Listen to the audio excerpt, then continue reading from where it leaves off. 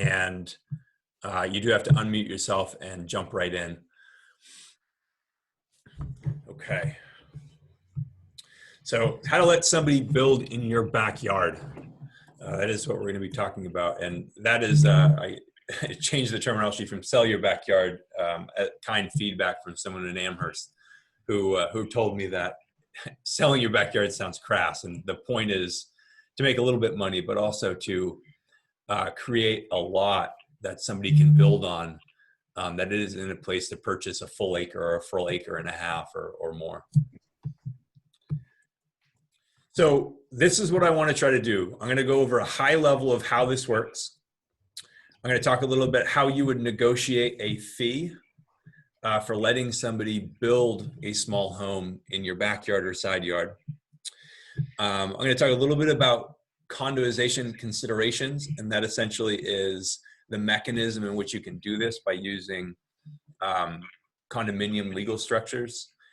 And then we can talk a little bit about how the towns see it. But I'm going to spend less time on that just because it's a whole other can of worms in terms of identifying eligibility and different tools in different towns. Because I heard we have people on the call from Amherst, from Greenfield, I suspect some other places. If you do have questions about your specific town, please feel free to ask. If I know off the top of my head, I'll answer. But if not, I'll defer and I'll get an answer and follow up afterwards. So what can somebody build? Well, a lot of towns now allow an additional small dwelling unit to be put in their backyard, whether it's called an accessory structure or an accessory to the primary residence. You can actually build one of these small homes in a lot of towns: East Hampton, Northampton, Greenfield, Amherst, Chesterfield. A lot of the towns in the Pioneer Valley are going to allow it. And this is kind of an example of what it can look like. It can be something that's nestled away in the back corner of your yard. It could be something that's in your side yard that looks exactly like an additional house on the street. There's a lot of opportunities. And when you come to restrictions, there's generally some restrictions on size, depending on how you end up getting it approved, whether it's going to be a detached accessory dwelling unit or if it's just going to be a second dwelling unit. There's going to be height restrictions. Generally, that's not going to come into the process. You're going to see some design restrictions, depending on where you place it. So if it's in view from the street, a lot of cities are going to tell you it has to match the character of the neighborhood. And that's all in your interest as well. If you're going to be inviting somebody to build next door, it's going to be something that you want to look at every day as you come home. So this is kind of an example of what we're talking about. These are all photos of lots in East Hampton. I always defer to East Hampton because I know it really well, and these lots are within a half mile of where I live. And as you can see, there are a lot of side lots that you could put another unit on, another small home, but you couldn't actually divide these lots in two.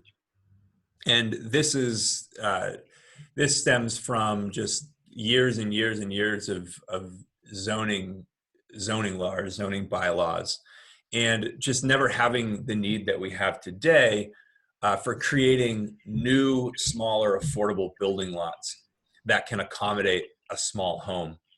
And it's a demographic challenge that we see, and there's just a different set of demand which is driving the interest in something like this.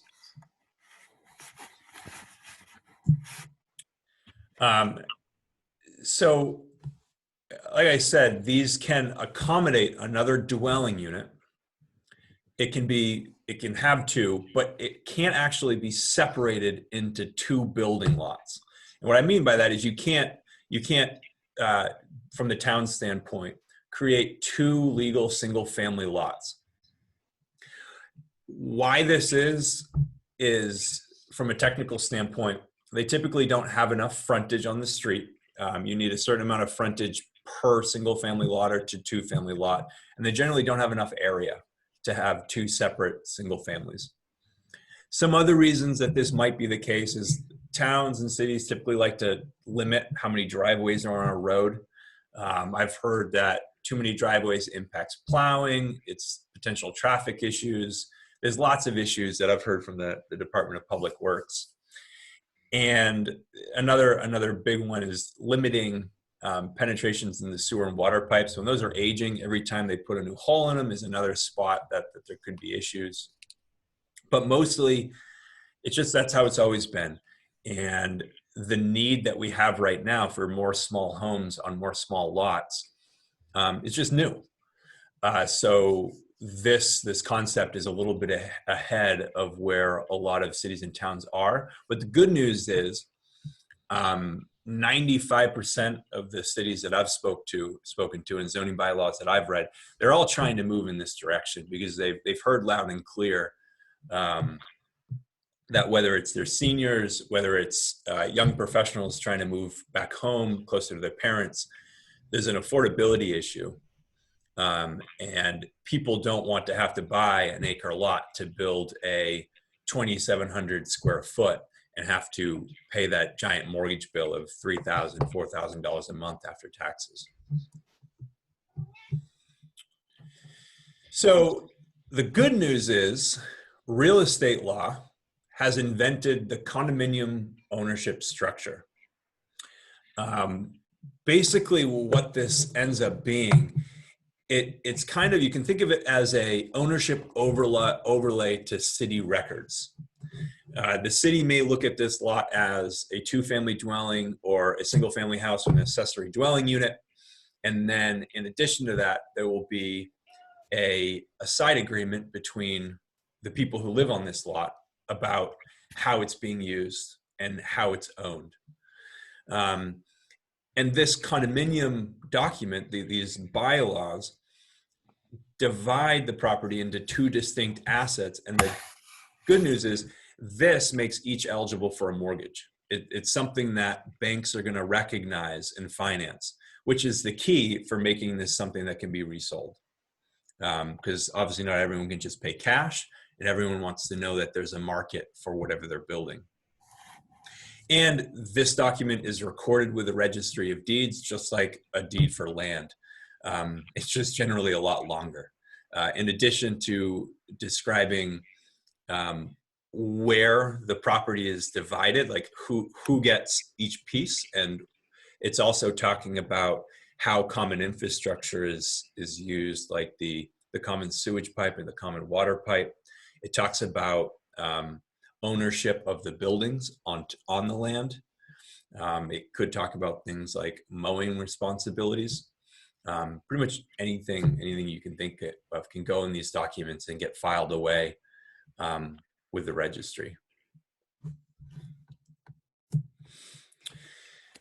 Now, interestingly, and this may be obvious, but condos are far more common and diverse than we might think.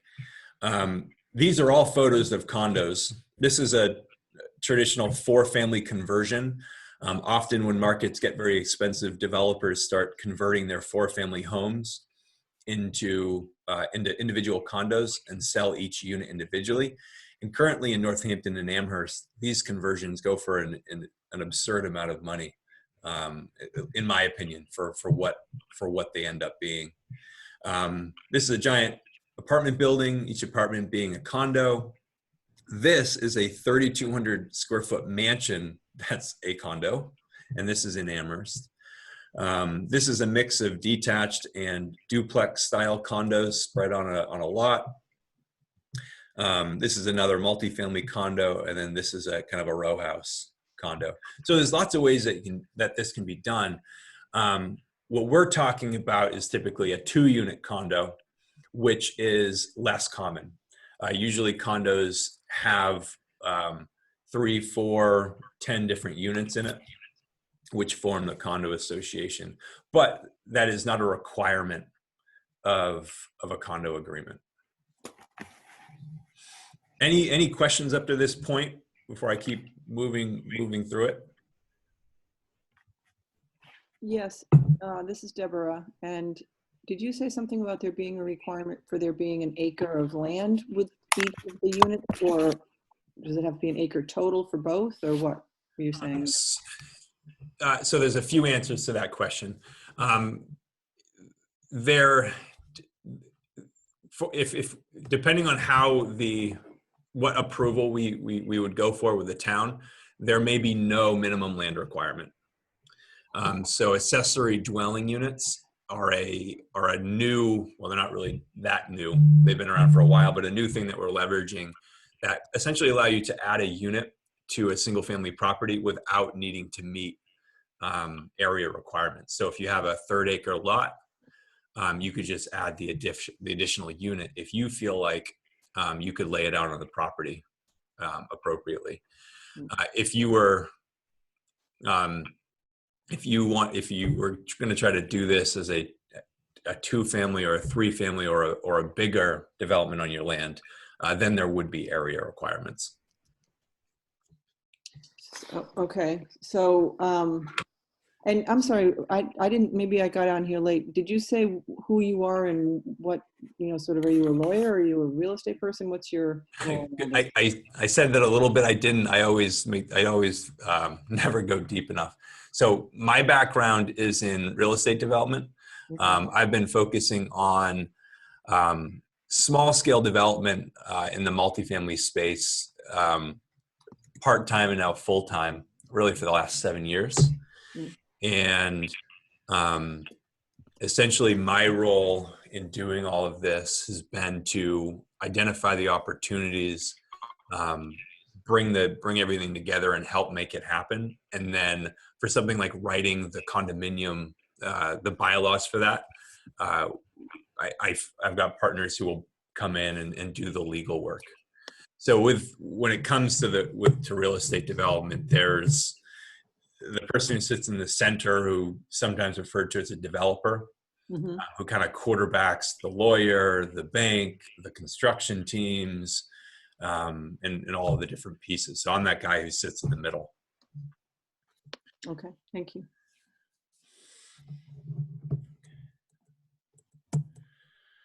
Okay. So touching on who wants to do this. So one of the reasons I started diving into this was I've had a lot of inquiries from people who would be interested in building one of these small homes in somebody's yard. They don't have a big enough budget to go out and buy a full large piece of land and build from the ground up as a raw land development, which is more expensive than building on a piece of land that already has a house for the most part. And these people have been folks with a disability who can't find housing that fits their mobility challenge, but they could potentially get a mortgage and build one of these small homes. Young professionals who just, they're kind of in that tiny home on wheels space where they're really interested in small living. And they see this as an opportunity to do it and actually meet zoning rules. And of course, they don't want to be paying rent. They're paying, gosh, $1,400 to $2,000 a month on a 2-bedroom apartment when they could be spending that on a similar size small home and building up some equity. And another one is seniors. A 1/3 of seniors are single person households, and virtually all of them are looking for nice smaller spaces that fit their needs. And there's just not a lot out there for them. There's condos, but they tend to be very, very expensive with condo association fees. There's retirement communities, but those are also quite expensive. And most of the available housing is quite large, which doesn't really fit the need of a lot of single people. So there's lots of people who want something like this. So we're going to get a little bit more into the weeds. And there's going to be, I'm not going to dive too deep, but if anyone wants to drill into any aspects of this more, just jump in, unmute yourself. So first, I would imagine a lot of people on the call are thinking, how do you set the price for your land? Well, set the price for the right to build. You're technically not selling your land, you're selling a right to build on it, and set up that condo association. So what we're trying to do here is figure out fair market value. And there's a few ways that you can go about doing that. And then we're also thinking about the transaction costs that are going to be associated with making this happen. So after you've figured out what it's worth and you have someone who wants to do this and build, there's going to be some common costs to setting up the condo association, surveying your land, possibly upgrading your infrastructure. So how do you go about figuring out what your property is worth given, well, as far as I know, there has not been one of these transactions done yet on the East Coast. I've seen some people do this on the West Coast, where they're a little bit further ahead with their housing needs and figuring out solutions for it. But these are the approaches that I would recommend going about setting a price for the land. So the first way that I would go about trying to do this is to go right to the assessed land value that your town has. This will give you kind of a base point in which to start your thinking. So on the left here is a town assessor's card. This one is for Amherst. And I pulled this off of a half-acre lot with a single-family home on it on Woodside Ave. And as you can see, what the town is doing is they separate out what they think the value of the house and the structures are. And then they actually give you what they think the value of the land is. So in this case, the value of the land on this, according to the town, is $154,000. And it kind of gives you that base point. Another way that you can do this, and this is generally how a real estate agent would go about setting the price, if you were going to sell a lot, or if you're going to sell your home, you'd go look for comparable sales in the last 6 months. The problem with this, and the problem with looking at the assessed value, is technically this isn't a full land sale. So there isn't going to be a direct comp. But both of these are going to give an idea of what someone would have to pay to purchase a lot like this in your area. And interestingly, the town's assessment of this half acre was virtually the same as the comparable sales in Amherst for the half acre on Kingman Road. Now, these weren't right next to each other, so it's kind of a mute comparison, but sometimes they match up, a lot of times they don't. But the goal would be to use these to kind of back into something that makes sense. And because you're selling the right to build, the number is probably going to be a little bit lower than this. So if you have a half acre and you're considering carving out a quarter acre of it for someone to build one of these small homes, well, theoretically, you could divide 150 in half and say, well, 75,000 is the number. I would like to ask them $75,000 for the right to build on this land, and we'll go ahead and set up this 2-unit condo association and make it happen. So that's how I would go about using these two things. Again, it's imperfect. It's a new approach to doing it. And at this stage, this would potentially be an area to bring in a real estate agent to help look for some of these comparable land sales. But this is something that you could do as you start your process. The town, you could find your property card by going to the town right online, and you could see what your land is assessed at. And you could also jump on Zillow and and look at land that has been recently sold to start getting an idea of where these prices are. Now, this is the approach I prefer to take. And this is how I've always evaluated real estate investments rather than so much market value, is looking at basically the cost of ownership. So what you're doing when you create this new side lot is you're creating a new house and a new product that someone has to be able to afford. And when we're thinking about affordability, we're thinking about the monthly payment that someone's going to have to pay in perpetuity to live there. And we can kind of back into how you distribute the cost to make that to get to an affordable monthly payment. And whether or not $1,300 a month is affordable, it's different in every town. I think that would be relatively cheap in Amherst. It'd be medium in Northampton, but so what I did to kind of demonstrate this, I threw in here average. So say construction, your person buying the land will spend $175,000 on the construction of this new house. I threw that in there as an 800 square foot 2-bedroom home. And then have you as the homeowner charging them $75,000 for the right to do that. That means their total cost to have this right to build is $250,000. And when we look at what that means from a mortgage and monthly payment standpoint, the mortgage right now, if they put 20% down, they get the current interest rate, 30-year interest rate of about 3.25. It's $870 a month. Taxes, I used 1.8%, adds another $350. Insurance, and it backs them into that $1,295, which when you compare it to alternatives, that happens to be relatively affordable. But when you're thinking about how to price this, the construction costs and the land costs can obviously be manipulated. That can be changed. Perhaps the person who's going to be building in your lot only wants to do a small 1-bedroom, or maybe that's all your lot can fit, and that's all you want to allow them to do. This monthly cost can drop.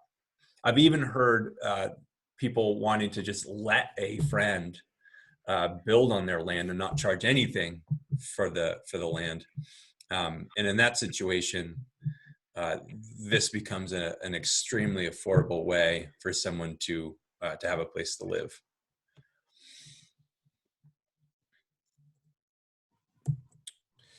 So the final piece here, when we're thinking about how to set the price, there are transaction costs to doing this. And one thing to keep in mind, it does cost money to make this happen, but the vast majority of these transaction costs don't have to be paid until you found a buyer. And that's important because you don't want to go and spend $5,000 or $10,000 if you don't know this is going to happen. You want to know this is going to happen. You want to know how much money is going to be coming in before you go and do a capital outlay, which is just spending the money. It's a way of reducing risk. So how do we distribute these transaction costs? Well, you can credit them to the right to build price. So say you decided that you want $75,000 for your land and the transaction costs are $10,000. Maybe you credit that against that and you end up with $65,000 at the end of the day. You can let the buyer just add them to their construction budget. This is not a bad way to do it. Ideally, any of the construction related costs like upgrading a sewer line or a water line should be part of the construction that takes place, because it will be done less expensively if someone's already got equipment on the site. Or if you want, you can split it evenly with the buyer. You can just cut it right in half and divide it between the two of you. So how much are these costs? I want to put an asterisk on these numbers because, as with anything like this, it can vary. As I've talked to a few attorneys, full custom condo association is going to cost somewhere around $7,500 to put together. There is a potential to take a existing template and make some modifications to it, and that's going to bring the cost down. And legal fees are generally just how many hours is that lawyer going to be putting into getting the documents ready.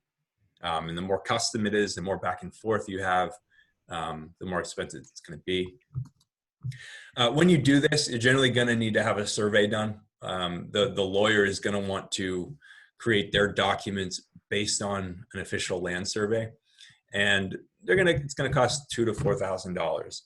And that's very dependent on, it kind of depends on how long, like how recent was a survey done in your neighborhood that can be used as a starting point. It depends on how complex is your lot. If you just have a square lot, it's going to be a lot easier to survey than if you have a big lot with 12 different corners and lots of different angles. It's just going to take them more time to go out there and figure out where everything is. Utility upgrades. These are very, I put these numbers in here, but these are going to vary a lot depending on the shape, size, soils, whether or not you have trees, whether or not you have to cut a driveway to do this. These costs are going to vary a lot. But on a simple in-town lot that's flat, as part of a construction project, upgrading the water line might cost an extra $1,500. The sewer line might be an extra $2,500.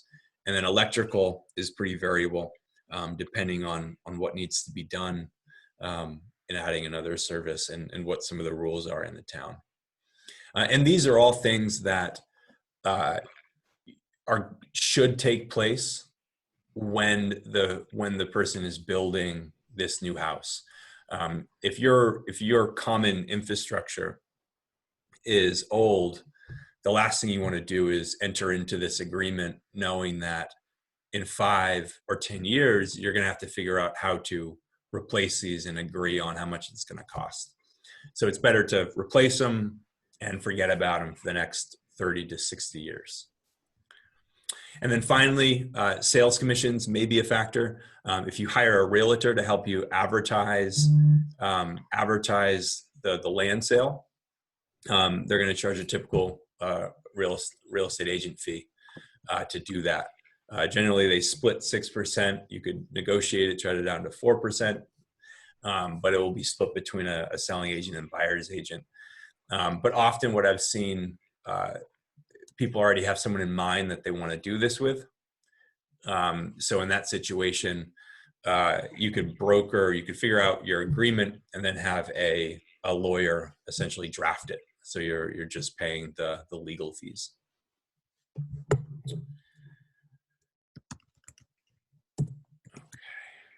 So I kind of mentioned this, but the key to doing any of this is to minimize or eliminate out-of-pocket costs until you have a buyer. Every dollar that you spend before you know this is going to happen is potentially lost money. So you want to figure out how do you solicit interest and make sure that this is going to work before you have to pay for that survey, before you have to pay that lawyer for the condo documents. And there's lots of ways to do that.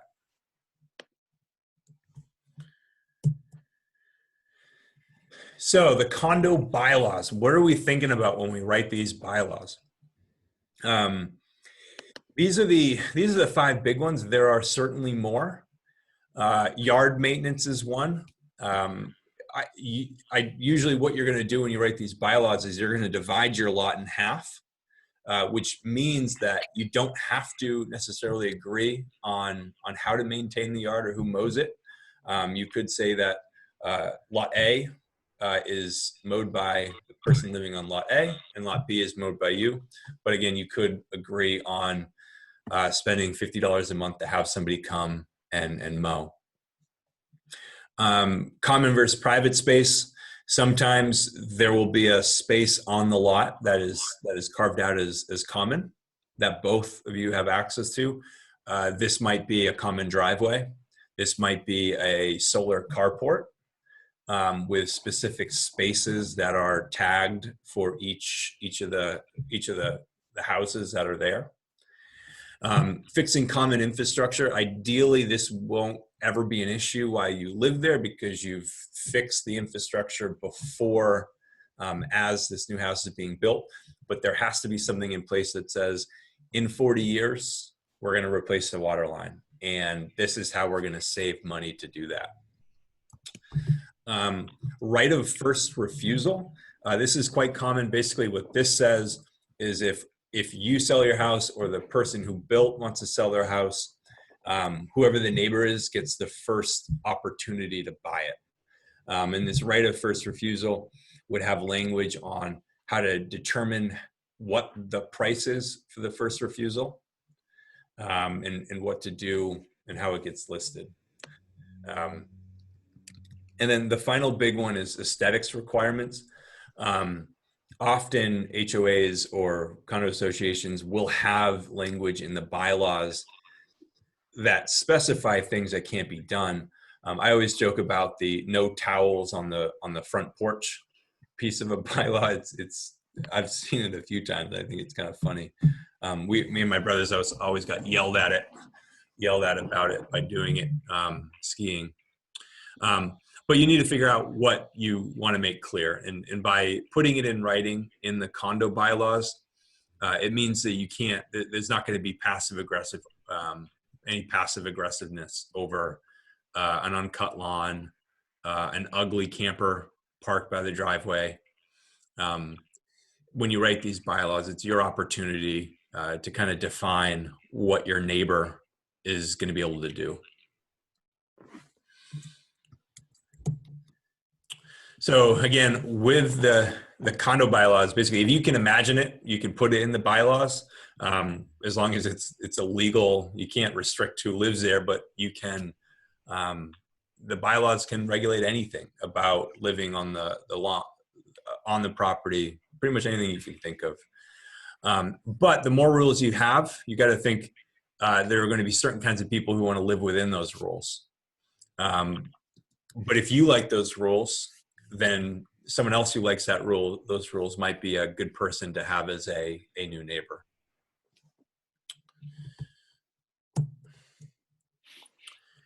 So diving a little bit into this is a much longer conversation than just one slide. But how do you know if your property is a good candidate? Well, some of the things that do a walkable property that's already in a dense area. That's going to be a property where the value of the land is going to be higher than in a more rural location.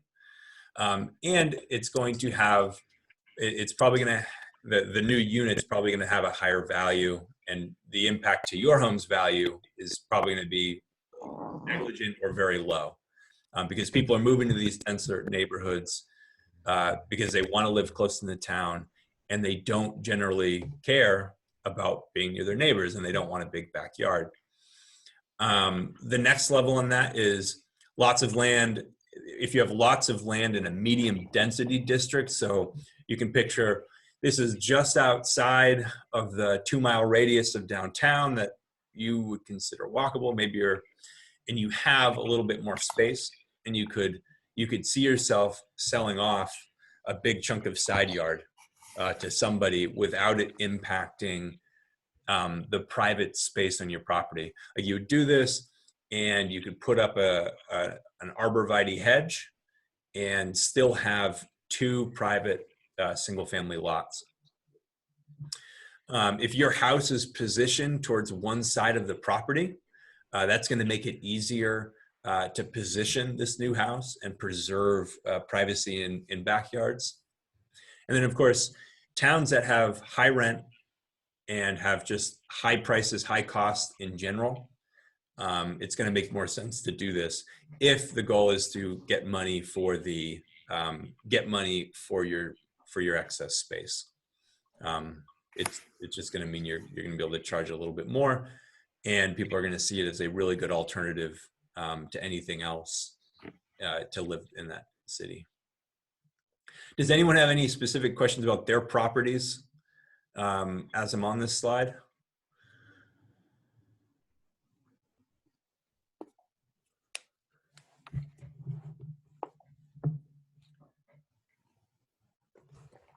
Okay.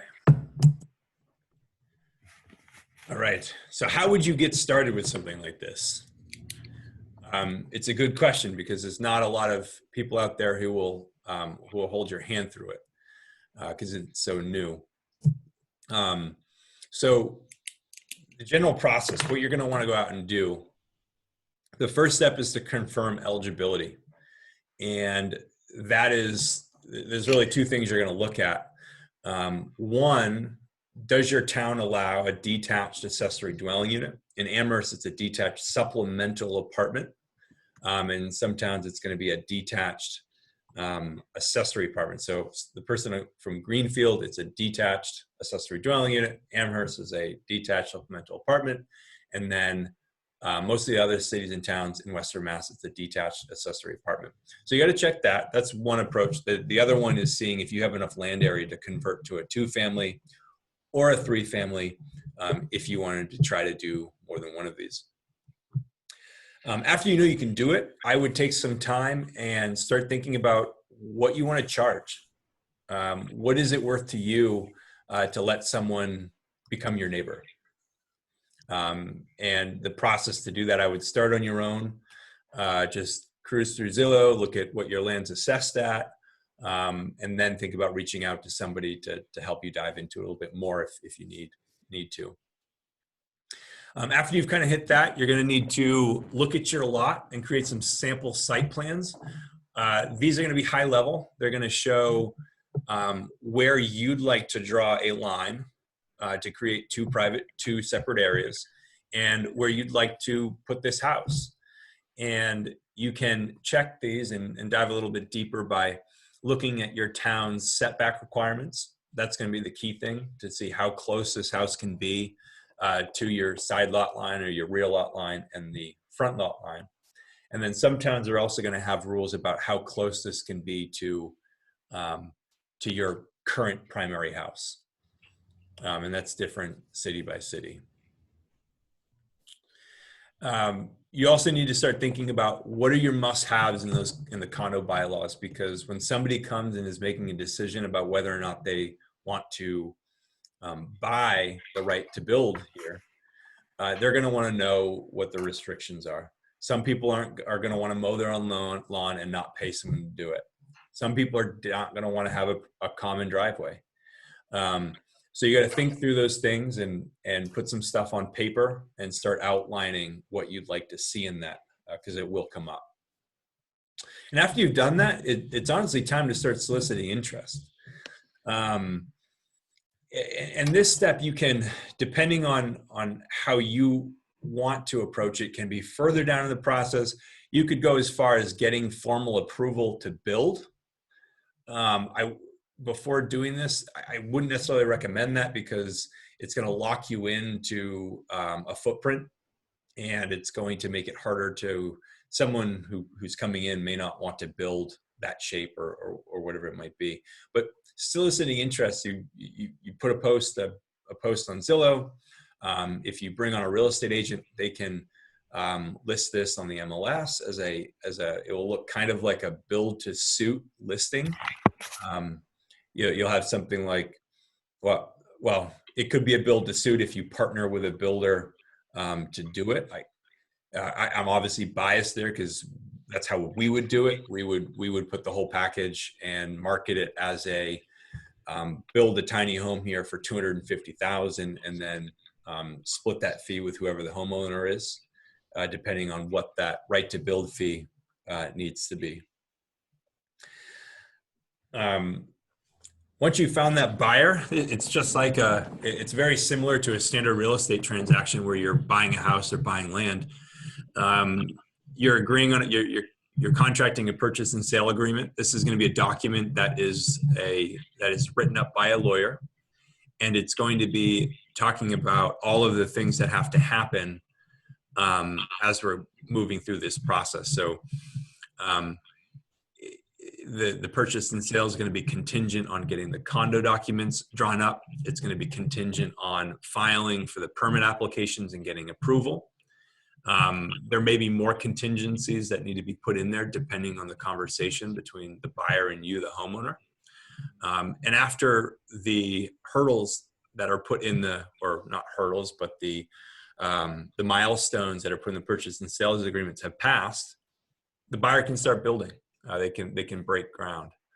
And then at that point, that's also when you would receive the right to build fee. After this is fully closed and there's a home that's starting to be constructed next door to you. So that is everything that I wanted to talk about in this. I think we're at about 40 minutes. I'll open it up to questions. Does anyone want to go back to anything, dive in a little bit deeper? Questions about their properties or a specific town? We can. I have a quick question. What is the maximum size of one of these small small houses? Good question. Sorry, what was that? In general, yeah. Oh, okay. Sorry, I thought you said you were Jenny, and I saw Aaron's mic going up. I'm like, what? No. Okay, so if we're going the route of if you have a small lot and you can't add a second unit and convert it to a two-family, there's going to in Amherst it's 800 square feet. In Northampton it's 900 square feet, and then Greenfield, East Hampton, and a lot of other towns, they do 1/3 of the existing house's floor area, or 800 square feet, whichever is greater. So the amount it's different per town, and it's a little bit variable because if you have to bring the size of your house into it. Okay. Can I add one more question onto that? Yep. What if you wanted to build like a small home, 700 square feet, but you also wanted to have a workshop on the side? Is that considered like two separate buildings, or? So again, it kind of depending on how the town defines accessory structures and whether or not they're going to be considering only finished space in the amount of square feet that's allowed. In Greenfield specifically, they set a precedent allowing an accessory dwelling unit. They allowed an entire new garage to be built for this accessory dwelling unit and a big accessory dwelling unit on top. So the entire new structure was enormous. But they kind of set that you could do that, and the workshop wouldn't be included. Oh, nice. Okay. I'm actually thinking Gill for this type of setup. Thinking who? I'm thinking Gill, Massachusetts. Oh, okay. I have not looked at Gill, Massachusetts. I'll have to write that down. Yeah, I'll have to take a peek. I haven't. Honestly, I couldn't even tell you where Gill, Massachusetts is on the map. It's right next to Greenfield. Oh, okay. Okay. I'll look at it. I'll pull the zoning bylaw and take a look. Great, thank you. Yeah, because I'm just living with a friend right now, and I have another friend we're looking to kind of do a whole kind of co-housing land share kind of thing. And she's buying a home in Gill with a bunch of land. So I'm wondering, how that might work. Okay. Yeah, there's been, I've talked to a few people who are interested in doing that. It's a really good idea, because when you go and do that, you can kind of split you can help each other out with the costs. And it just makes it more affordable depending on how you agree to make it work. Okay. But yeah, send me an email, and I'll take a look at Gill. Okay, great. Thank you. Or you can message me on Facebook, whatever's easier. Okay, thank you.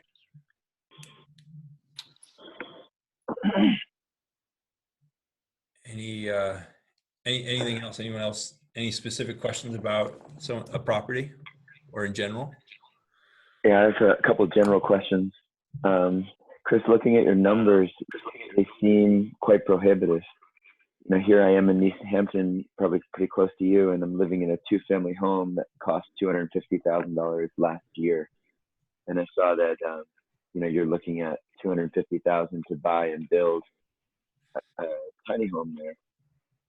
So, I mean, the numbers might be different in Amherst versus East Hampton, but what are your thoughts about how prohibitive that would be for someone to buy an already existing two-family home and rent out half of it versus buying and building a tiny home for that same number?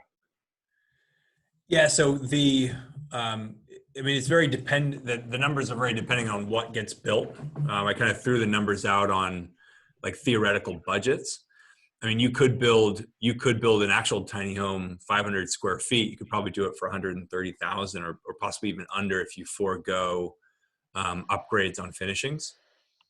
And then of course the land price is really the big one, and that comes down to what the landowner is comfortable allowing someone to build for. So there could be somebody who's okay with 30,000. And if someone's building a 500 square foot home, you could very realistically get under $1,000 a month to build one of these in someone's side yard. To the $250,000, I haven't seen. Did that 2-unit need a lot of work? That seems very, very, very inexpensive for any multifamily in the East Hampton, Northampton, and Amherst areas. No, it's over here, right off of Parsons, and it was in really good shape when my landowner bought it. I'm living in half of it and renting it from my landowner. Nice. Yeah, that's a good. That sounds like a really good opportunity for the person who bought that, and hopefully he's giving you a pretty decent deal on rent too. Yeah. Another question I had is, have you looked at the viability of buying properties like this, developing them to have rental income? So yeah, that's it. Yeah, it is definitely an option. It hasn't really started yet, but at least when I'm looking at properties, it's always a benefit to find a property that can add another unit, because you're going to get more rent, and as long as you can add that unit at a price where you don't have to charge too much for rent and still make money, it's a really good option. Doing it with a single family home, it's different calculus, because I mean, whenever you're looking at the smaller developments, there's just, your risk is a little bit higher. You're not diversifying across 3 or 4 or 5 units. You're only having the 2. And when you buy the single family home, if you're going the accessory dwelling unit route, getting these approvals is open to public hearing. And there's a little bit of risk there that you don't get your approval. So if you've invested and purchased the home, you're still going to have some degree of risk that you don't get what you were looking for in the beginning. How about from the opposite side, where you buy the right to build from an already existing, land and owner for the right to build a rental property on their land, a tiny house rental property? Yeah, I mean, you could approach a landowner and try to do that. You certainly could if you can make the numbers. I would wonder if the numbers would work. I mean, you'd have to. It's all comes down to, how much are you spending on it? What do you need from a cash flow standpoint, and what are you trying to get for a return? There are some, from a legal and standpoint, there are some towns that will have some owner occupancy requirements or might restrict uses, but those are going to be rare, and I don't think it would apply in East Hampton. So, but you could do that. I would, if you were to do that. I don't know if I would. I personally wouldn't be looking for just one unit if you're going to be acting as the investor. I'd want to find a property where you could ask the homeowner to build a few of them in order to distribute the common costs of putting utilities in. Good point. Well, we can definitely talk more about that too. It's definitely an interesting topic. I love these small homes as rentals because they don't really have any utility bills compared to big old inefficient houses, and there's no maintenance for the most part. So they're a great property to own and rent. Okay. Thank you.